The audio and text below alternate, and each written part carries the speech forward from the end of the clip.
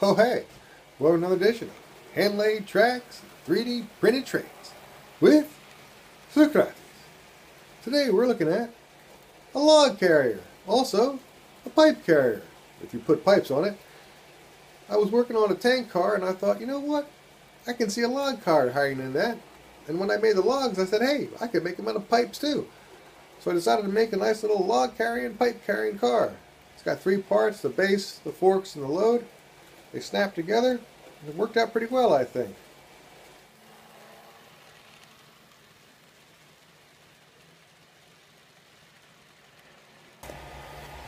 So this is the assembly of the log car.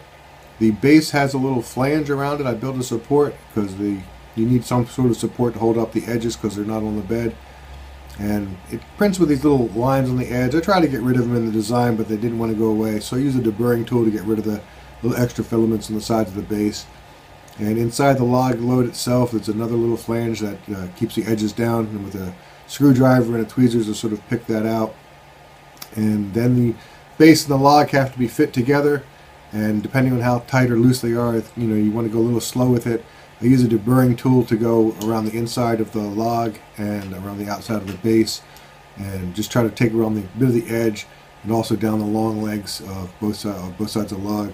And I have two deburring tools. I have a backwards deburring tool, so it cuts in the other direction, because normal deburring tools are pull tools, but I also got a push tool that helps to get into those little corners. And once it's close, I go ahead, just slowly get down to where it actually fits, because if it doesn't fit, it's not going to work in the end.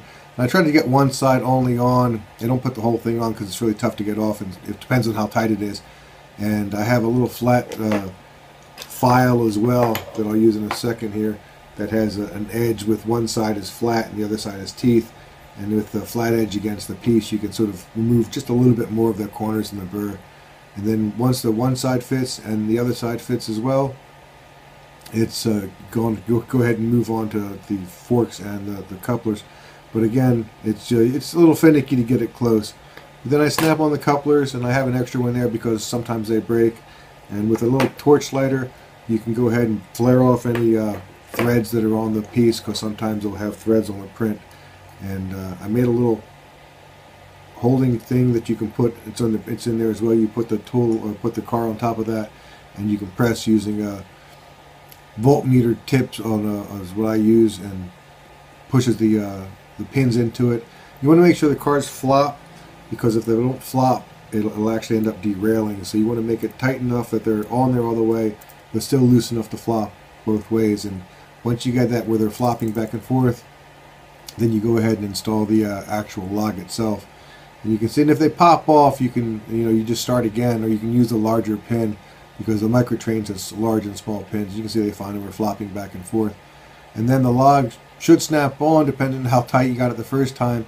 In this case, this thing was a little bit tight, but in the end it snapped on pretty solid. And this particular car is really quite solid. It was a little hard to get on, as you can see, but once it snapped on really well. And I think with the dual print, I make a change layer color on the forks, so you can see that the forks are a different color than the base itself. And I think it gives a little bit more visual look. And it's a really nice car. I was really quite happy with it. You can see the tracks underneath it, and I think it came out really quite good.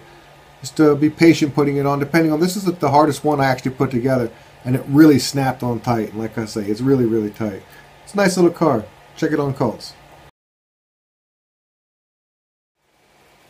So I made it both with one color for the base and the forks, and I also made another one where the forks have layer change just after the base. That way the forks and such blend together with the base as well. I think it looks kind of nice. I think it's a really pretty car. I like the way you can see the tracks underneath it. And it has 12 different loads that come with it, different logs, different number of logs and shape of logs. And that way when the trains come by and they're not exactly identical, it helps with the visual. It breaks it up and makes it a whole lot more visually interesting. They use microtrains medium shank couplers. Pin goes on the bottom. Easy peasy. Nice little log carrier or pipe carrier. Get it yourself on Colts. Make your successful trains. Log carrier. Thanks for watching. This was Hand-Laid Tracks, which doesn't have a theme song. Should have had a theme song. Needed to have a theme song, but Hand-Laid Tracks, it still doesn't have a theme song. Unless this is hand laid tracks. Maybe this is the theme song. Could be the theme song. I guess this is the theme song. Hand laid tracks. It's not really a theme song kind of show.